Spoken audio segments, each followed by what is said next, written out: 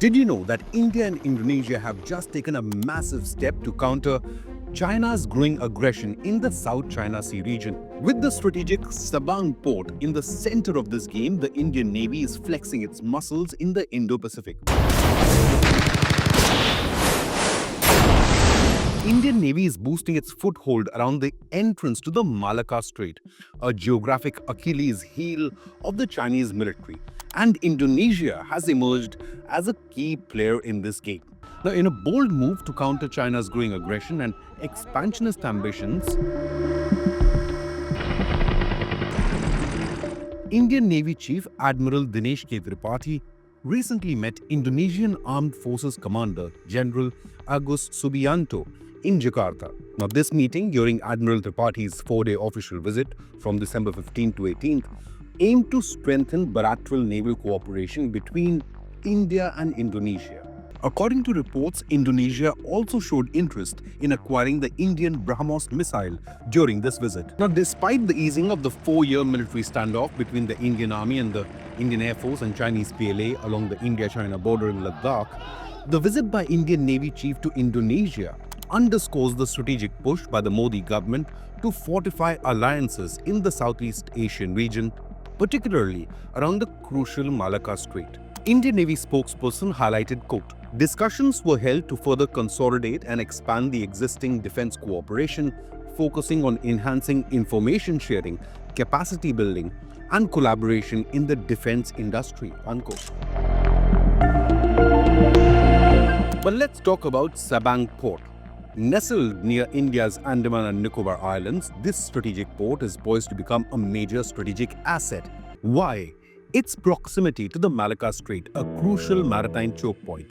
Over 70% of China's crude oil imports flow through this narrow waterway, making it a vital artery for Beijing's military power. Indian Navy and Indian Air Force blockades the Malacca Strait, then it would seriously limit China's ability to engage in a prolonged warfare without the supply of crude oil once its military reserves run out. India's involvement in the development of Sabang Port could significantly tip the balance of power in this region. The Malacca Strait is so crucial to China's energy security that any disruption here would trigger what's called Beijing's Malacca Dilemma. With the Sabang Port and INS Baz naval air station in the Andaman and Nicobar Islands, India is strategically positioning itself to monitor and potentially disrupt Chinese maritime movements, if necessary, in a conflict. As part of this growing partnership, 2 Indian Navy warships, the Shardul class INS Kesari and landing craft INS LCU L-57 recently docked at Sabang Port. Now, this wasn't just a symbolic visit, it was a clear signal of intent. The Indian Navy and Indonesia are working together to ensure a free and open Indo-Pacific, directly challenging China's imaginary 9-dashed line claim in the South China Sea, which has been rejected by the Court of Arbitration, but more on that later. Now, this port, although operational, requires upgrades, and India has shown keen interest in supporting this development. The port's significance lies in its ability to monitor maritime traffic and provide India a strategic foothold against China's naval forays in the Indian Ocean. With Indonesian President Subianto scheduled to visit India as the chief guest for the Republic Day celebrations just next month, the momentum for bilateral cooperation is expected to accelerate even further. India and Indonesia's relationship isn't new. In 2018, they elevated their ties to a comprehensive strategic partnership, and maritime security cooperation became the centerpiece of this partnership. China's expansive claims in the South China Sea have drawn criticism from multiple nations, including Indonesia, apart from Taiwan, Vietnam, the Philippines, and Brunei. Now, Jakarta officially considers itself a non-claimant state and does not officially recognize the 9-dashed line or overlapping claims with China. However, tensions have arisen around the Natuna Highlands. China's assertions under its imaginary 9-dashed line have been met with firm rejections from Jakarta, which upholds its sovereign rights under the United Nations Convention on the Law of the Sea, or UNCLOS. In fact, a few years ago, the International Court rejected the 9-dashed line as illegal and ruled in favor of the Philippines on almost every count. To which CCP leadership rejected the judgment and probably said, "What is this new concept called international law? Is it something imaginary, like a dragon?" Satellite imagery has exposed Beijing's efforts to construct artificial islands in the South China Sea, turning them into military outposts. This backdrop makes India and Indonesia's partnership even more crucial, as the PLA's attention is also slowly turning towards the vast Indian Ocean region. However, a recent visit by newly elected President Subianto to Beijing raised eyebrows when a joint statement mentioned these overlapping claims and plans for joint development of oil fields. Now, this acknowledgement of China's claims to the region stirred domestic outrage in Indonesia, prompting clarifications from the government, which stated, quote, Indonesia reiterates its position that China's claim has no basis in international law and is not in accordance with UNCLOS 1982. The cooperation has no impact on Indonesia's sovereignty, sovereign rights, or jurisdiction in the North Natuna Sea, unquote. Amid Indonesia's delicate balancing act with Beijing, India remains focused on safeguarding its own strategic interests and ensuring the Malacca Strait region remains free from undue Chinese influence.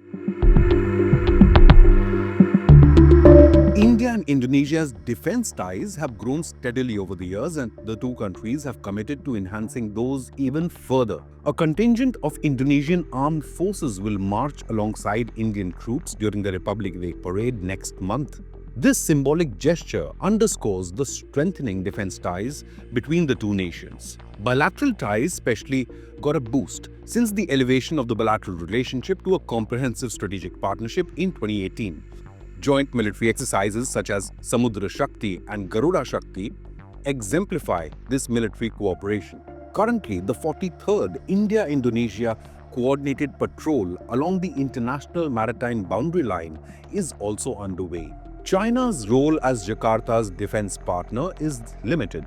While China has supplied some military equipment, including missiles and anti-aircraft systems, these efforts have not translated into significant defense industrial collaborations. Maritime security has emerged as a cornerstone of India-Indonesia relations. Now, during Prime Minister Narendra Modi's 2018 visit to Jakarta, the two nations agreed on a shared vision for maritime cooperation in the Indo-Pacific, emphasizing peace and stability in the region. Admiral Tripaঠি's recent visit now further reinforces this vision and partnership. India's investment in Sabang Port and the operational readiness of its naval air station INS Baz in Andaman and Nicobar Islands position India as a formidable player in the Indo-Pacific. These strategic assets, combined with robust naval cooperation with Indonesia, enable India to effectively counter Chinese naval activities in the region. It also ensures Indian military has near total intelligence over any forays by the PLA warships in the Indian Ocean. In the grand chessboard of geopolitics, the Indo-Pacific is a crucial arena. As China's influence grows, India has also emerged as a trusted and reliable counterweight. Along with Indonesia, India is also boosting strategic and defense ties with other ASEAN nations, including Vietnam, Taiwan, and especially the Philippines, with the sale of ship-killer BrahMos missiles to Manila. With alliances like the Quad with United States, Australia, and Japan, India is keeping all its options open for when the need arises. But will this collaboration be enough to keep Beijing's expansionist ambitions in check and ensure free and open Indo-Pacific? Leave a comment with your opinion, hit the like button, and subscribe to Inconnect News.